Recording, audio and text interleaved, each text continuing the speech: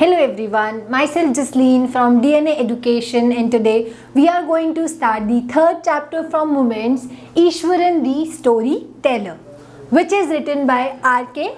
Lakshman. So let's start with the writer first. The full name of R.K. Lakshman is Rasipuram Krishnaswamy Iyer Lakshman. He was born on 24th October 1921. He was an Indian cartoonist, illustrator and a great humorist.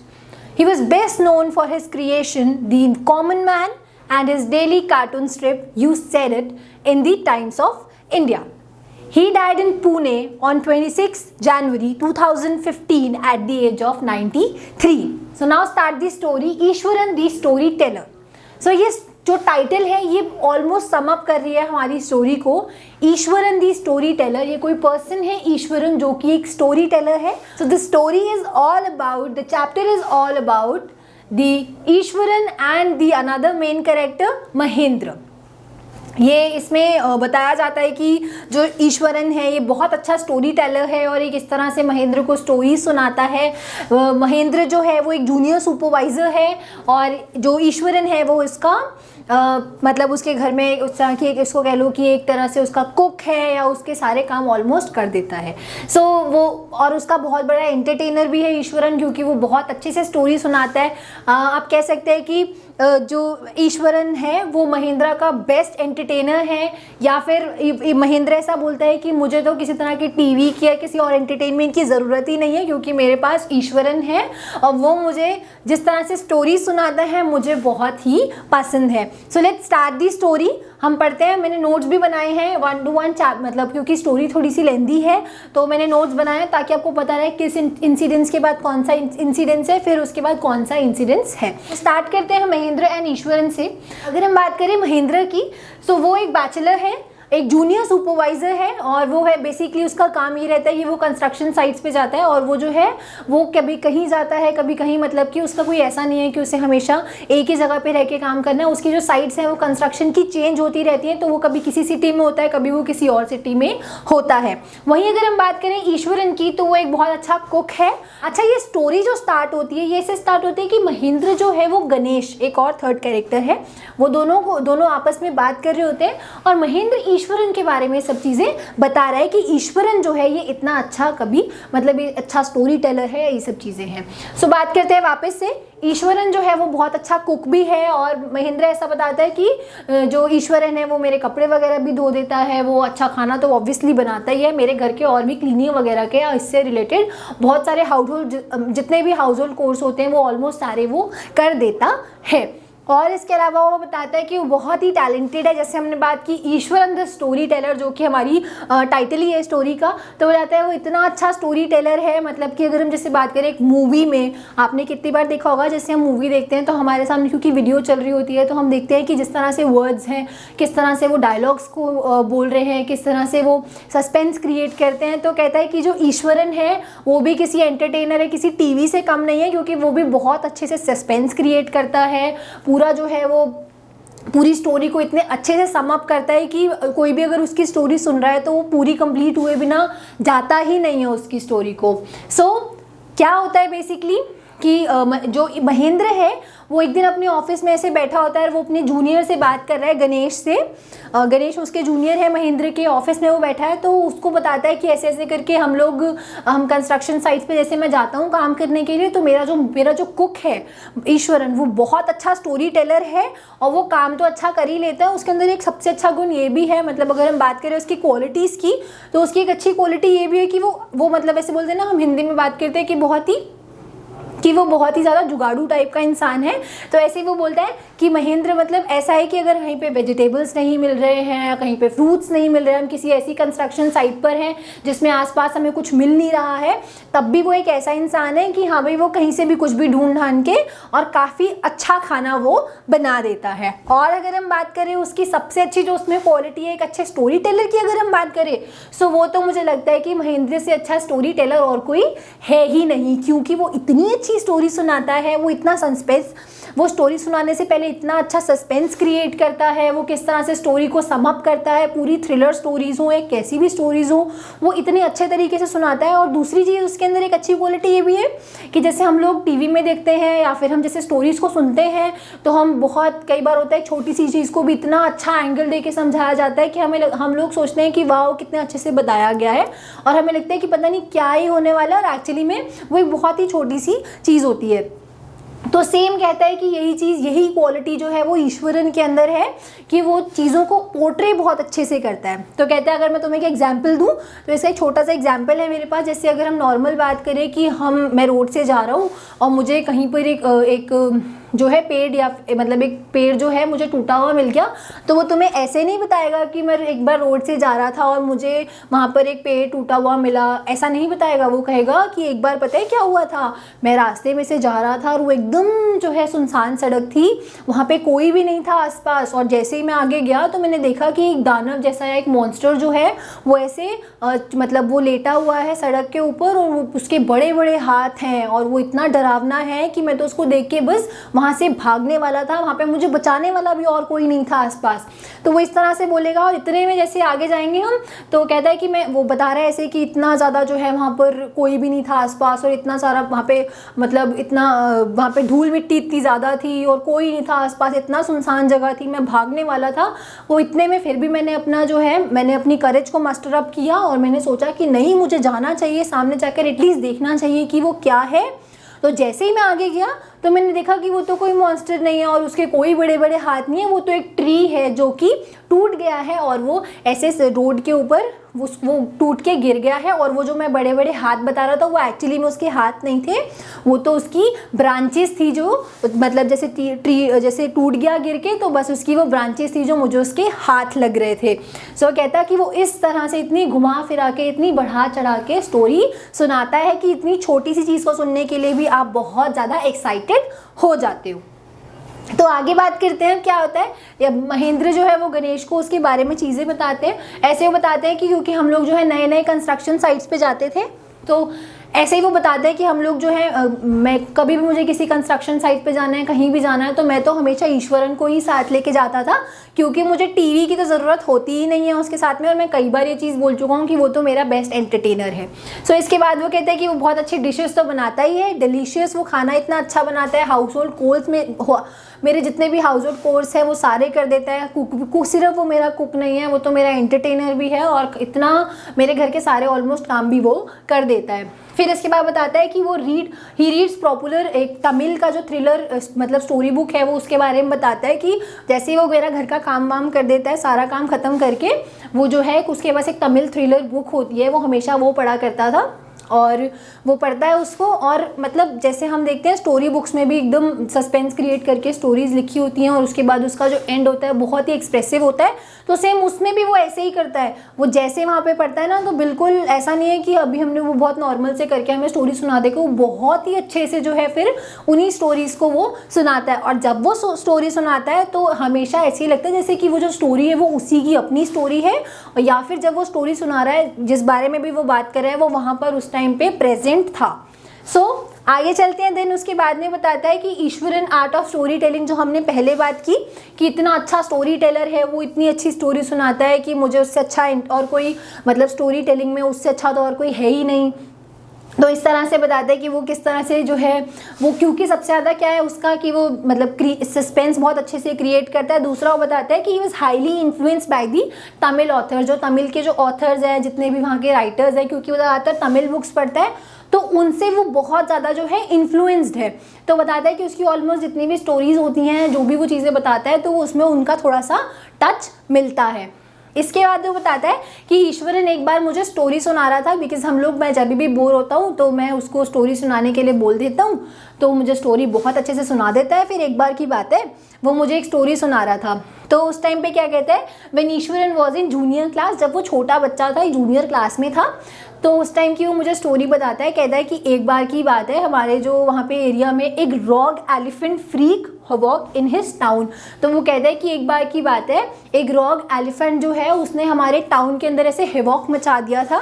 मतलब कि rogue elephant होता है जैसे कि कई बार हम देखते हैं कि वो पागल हो जाते हैं जानवर, उनको समझ में नहीं आता कि वो क्या करें, तो बिल्कुल वो अपने आपे से बाहर हो जाते हैं। So it was about that only कि वो बताता है एक रॉग एलिफेंट था, उसने ना हमारे पूरे टाउन में ऐसे हिवॉक मचा दिया था। मतलब वो वहाँ पे जितने भी स्टॉल्स लगे हुए थे, even though if it was, तो वो कहते हैं इवन दो अगर वो वेजिटेबल स्टॉल्स हैं या फिर वो फ्रूट सेलर्स हैं, उनके सबकी जो दुकानें हैं, शॉप्स हैं, वो सबको तहस नहस कर रहा था।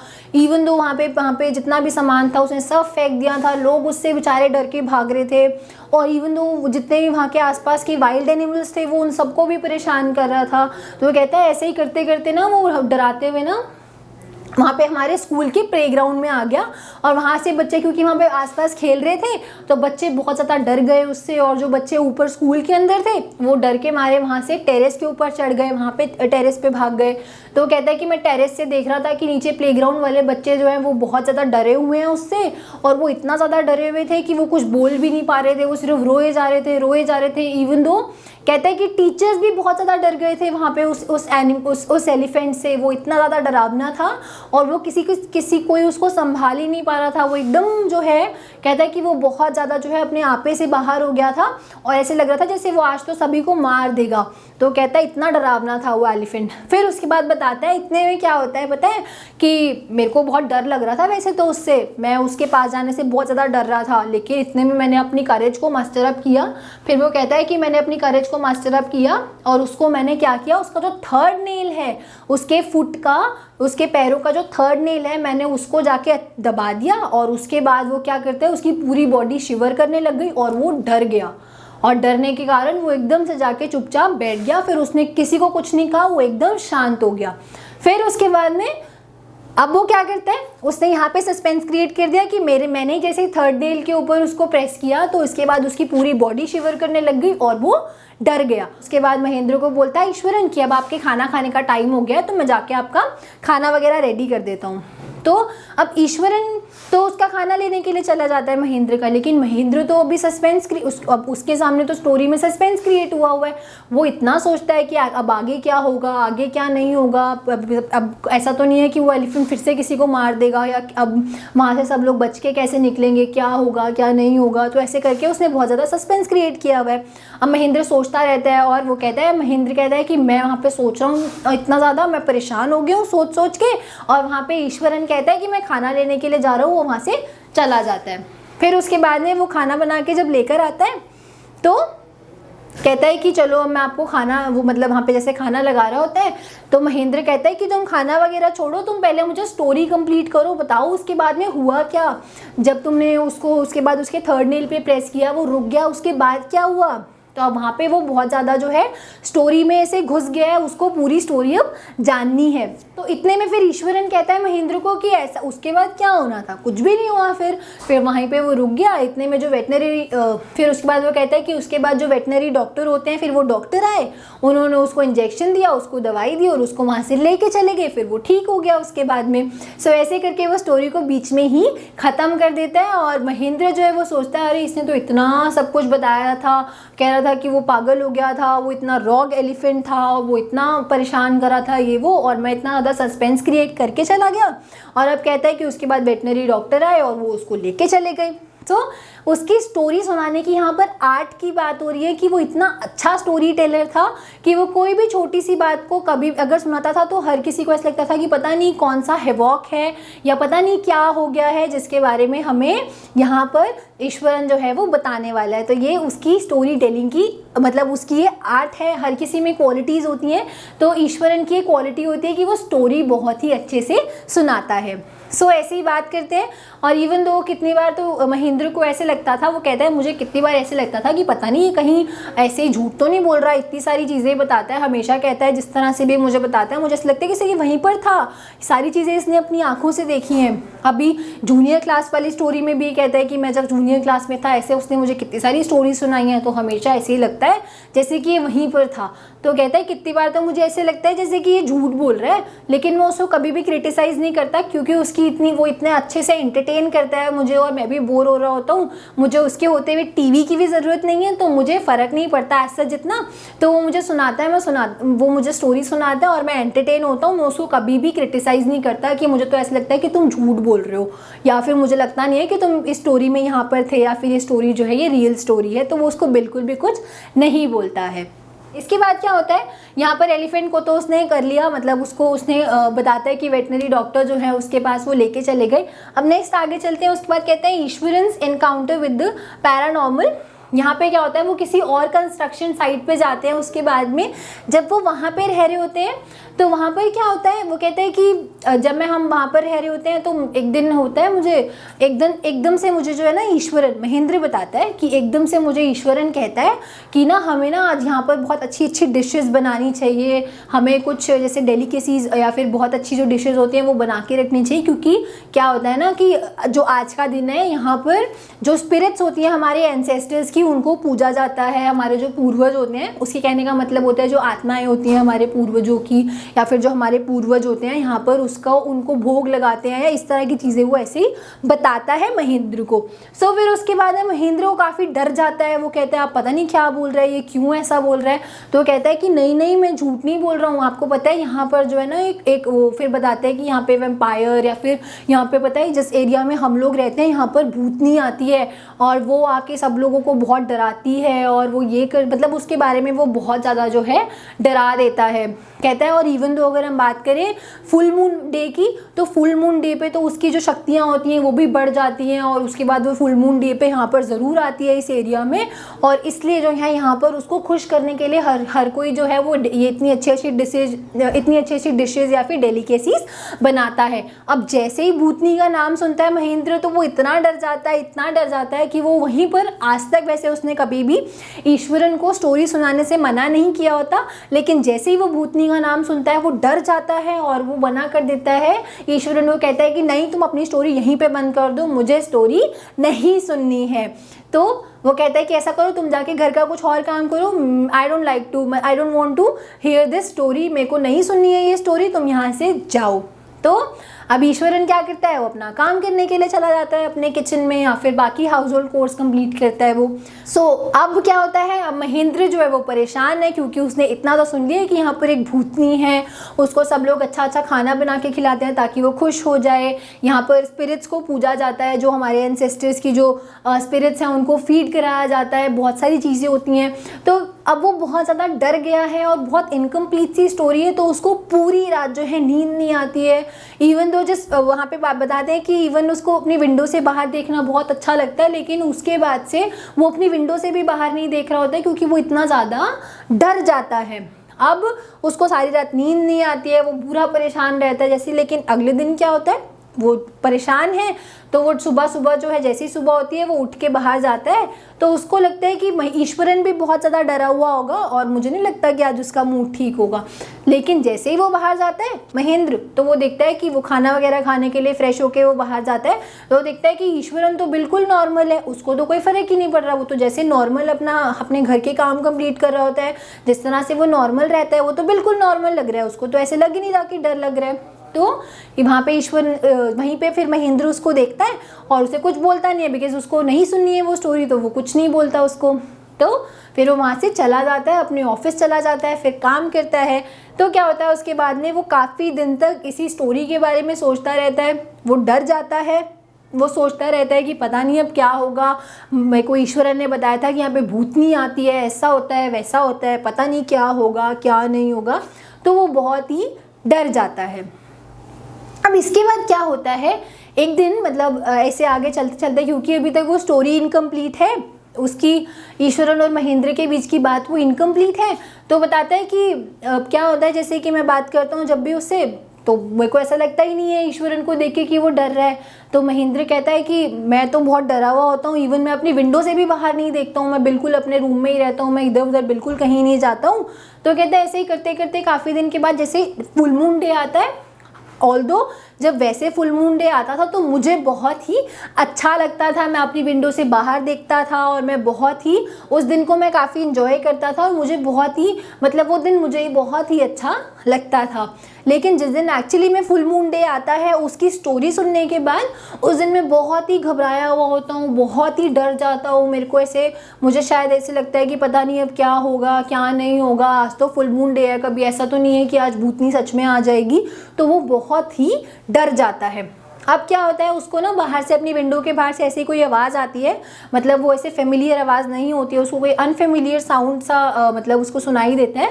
तो क्या होता है वो जाके बाहर देखने की कोशिश करता है अपनी विंडो से। पहले वो उस साउंड को वो मतलब ऐसे इग्नोर कर देता है। वो सोचता है कि हो सकता है कि शायद किसी बिल्ली की आवाज़ होगी, पर वो सोचता है कि बिल्ली की आवाज़ तो ऐसी होती ही नहीं है, शायद वो भूतनी की आवाज़ होगी। फिर वो जैसे ही बाहर देखता है तो उसको एक भूतनी का लुक नज़र आता है। वो देखता है कि यहाँ पर तो सच में एक भूतनी है, पर फिर उसके बाद वो भूतनी क्योंकि उसको कुछ कहती ही नहीं है, तो मतलब वो जैसे उसको देखता है तो उसको लगता है महेंद्र को हो सकता है कि मेरा जो सबकॉन्शियस माइंड है ये मुझे इस तरह के सिग्नल दे रहा है, क्योंकि मेरे दिमाग में ये बहुत ज़्यादा जो मुझे ईश्वरन ने स्टोरी सुनाई थी ना, ये मेरे दिमाग में बहुत ज़्यादा अच्छे से बैठ गई है, मैं उससे डरा हुआ हूँ, इसलिए मेरा सबकॉन्शियस माइंड जो है मुझे इसी तरह की चीज़ें दिखा रहा है, मुझे इसीलिए इस तरह की चीज़ें जो है मैं इमेजिन कर रहा हूँ, या मुझे सपने भी इसी चीज़ के आ रहे हैं और मुझे यही सब चीज़ें जो है विंडो के बाहर नज़र भी आ रही हैं। और वो सोचता है क्योंकि ईश्वरन ने मुझे फुल मून डे के बारे में बताया था, इसलिए फुल मून डे जैसे ही आया है तो अब मैं क्या कर रहा हूँ, मेरे को क्योंकि मैं बहुत डरा हुआ हूँ तो इसलिए मुझे इसी तरह की चीज़ें आसपास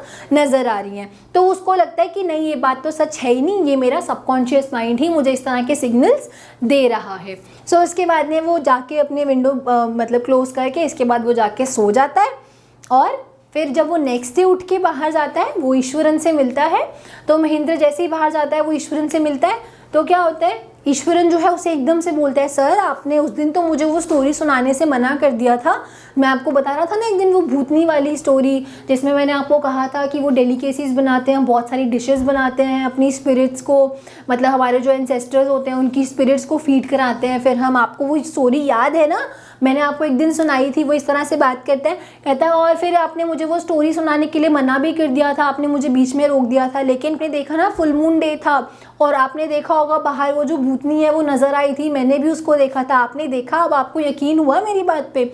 अब ये बात सुनते ही महेंद्र जो है वो बहुत ही ज़्यादा डर जाता है, वो उसको कुछ नहीं बोलता ईश्वरन को, वो फटाफट अपने घर से भाग जाता है, वो ऑफिस जाता है और वो जाते ही ऑफिस में अपना रेजिग्नेशन देता है। यहाँ पे लिखा भी है महेंद्र टेंडर्ड हिज रेजिग्नेशन। उस इंसिडेंट्स को सुनने के बाद मतलब अपना रेजिग्नेशन देता है ऑफिस जाके, और वो इतना डर जाता है कि उसके बाद वो उस जगह को छोड़ के वहाँ से चला जाता है, वापस कभी भी उस जगह पे नहीं आता। और यहीं पर जो हमारी स्टोरी है ये भी ख़त्म हो जाती है। सो इस स्टोरी में हमने मेन कैरेक्टर हमने देखा कि ईश्वरन ही है। ईश्वरन यहाँ पे किस तरह के इंसिडेंट्स बताता है, किस तरह से स्टोरी सुनाता है, उसकी जो आर्ट है स्टोरी टेलिंग की, यहाँ पर उसकी बात की गई है कि वो किस तरह से एक्साइटिंग मतलब वो किसी भी एक छोटे मोटे इंसिडेंट्स को भी कितना एक्साइटिंग इंसिडेंट्स बना के सुनाता है। जैसे हमने स्टार्टिंग में बात की थी, किसी ट्री को भी वो ऐसे पोर्ट्रे करता है कि कोई मॉन्स्टर देखा मैंने और वो ऐसे ज़मीन पे लेटा हुआ था, मैं डर गया, तो इस तरह से वो स्टोरीज़ को सुनाता है। अगर हम बात करें इसके इंपॉर्टेंट क्वेश्चंस की, तो हो सकता है आपके पास क्वेश्चन आ जाए कि आप ईश्वरन का कैरेक्टर स्केच लिखो या फिर महेंद्र का कैरेक्टर स्केच लिखो, या फिर आपके पास आ सकता है क्वेश्चन कि उसके कौन कौन से इंसिडेंट्स हुए, या फिर कौन कौन से क्वेश्चन, या फिर एक क्वेश्चन आपको ये भी आ सकता है कि अगर हम बात करें ईश्वरन की, तो ईश्वरन जो है वो किस तरह की स्टोरीज उसको सुनाया करता था, उसकी स्टोरी टेलिंग की आर्ट की मतलब उसकी हो सकता है आपको ईश्वरन की क्वालिटीज़ के बारे में क्वेश्चन आ जाए, या फिर किस तरह जो भी उसने स्टोरी सुनाई थी आपको हो सकता है कहा जाए कि उसने जो भी एक स्टोरी सुनाई है उसके ऊपर आप थोड़ा सा अपना कमेंट करो, या फिर एक स्टोरी जो है आप उसने जो भी एक स्टोरी सुनाई है आप उसको लिखो या फिर उसके बारे में थोड़ा सा बताओ। तो इस तरह के क्वेश्चंस आपको आ सकते हैं। I hope you understand the chapter and you will be able to answer each and every question. Whichever the points I have cleared here are well discussed in our DNA guides. So for more updations, for more informations, you can go to our website www.dnaeducation.com. Thank you so much.